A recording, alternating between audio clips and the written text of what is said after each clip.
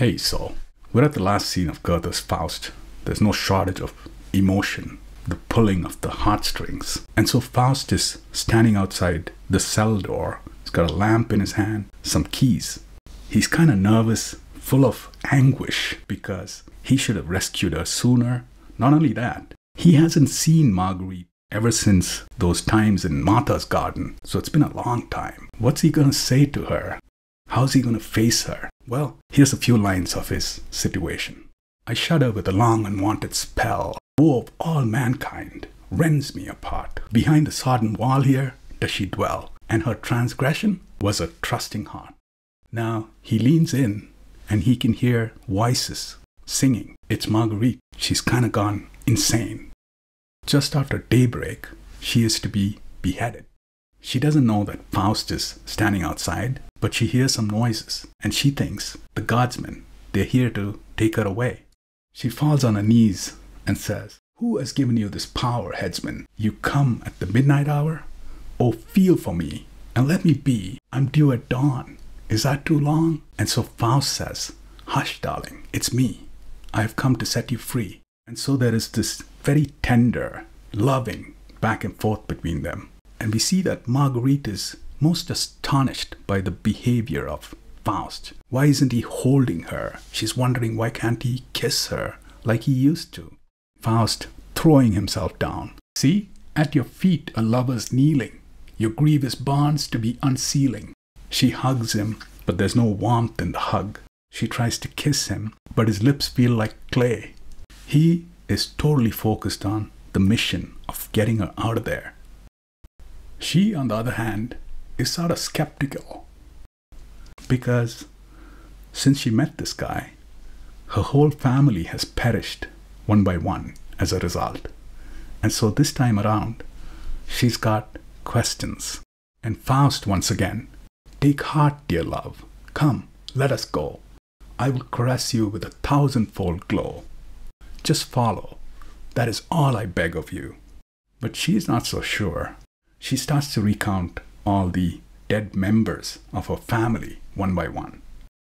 And Faust is under pressure because Mephisto has told him, "Listen, if she doesn't come of her own free will, then we'll have to just leave her and go." And Faust, "Let what the past be past. Oh Lord, you're killing me." And she responds, "No, no, you must outlive us." And she goes on to give him instructions of how to prepare the graves. Because Margaret is sentenced by the court of man, she's guilty of infanticide, and because of that, her body cannot be buried in hallowed ground. These lines are beautiful. She considers Faust, who's basically the father who's home, and they're a family again, and they're facing this tragic situation. Here's her instructions to Faust. "Here's what manner of graves to give us. I charge you to go to it. Tomorrow, do it. The best place, give to my mother. Right next to her, put my brother. And me, at a distance pray, but not too far away. And the little one at my right breast. There's no one else who will lie by me." They continue on like this until Mephisto comes to the door and says to Faust, "If you guys don't come right now, I'm going to have to leave you and her behind."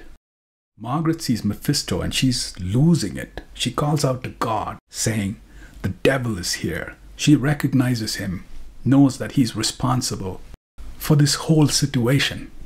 She sees that Faust is almost ready to leave, and she says, "Heinrich," which is Faust's first name, "Oh, Heinrich, you're leaving? If I could too." "Faust, you can. Just want to. See, the door's open." Mephisto grabs Faust by the waist, says, "Come on, let's get out of here." He looks back and says, "She's condemned." And a voice from above, the voice of God, "She's redeemed." And indeed she is. The court of man has failed her. Faust and Mephisto, they disappear into the darkness.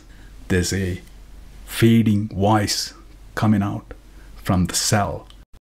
"Heinrich, Heinrich." And the curtain falls. And so there you have it, Goethe's Faust Part 1. If I have to draw out an image of the attempt of what I was trying to do here, well, let's consider if we were looking at the blueprint of a mountain range. And now if we flick the switch and look at it with a topographical view, we'd see that the elevations are closer to us. What I've tried to do is carefully slice out a little abstraction so we may get a taste into the quality of this work.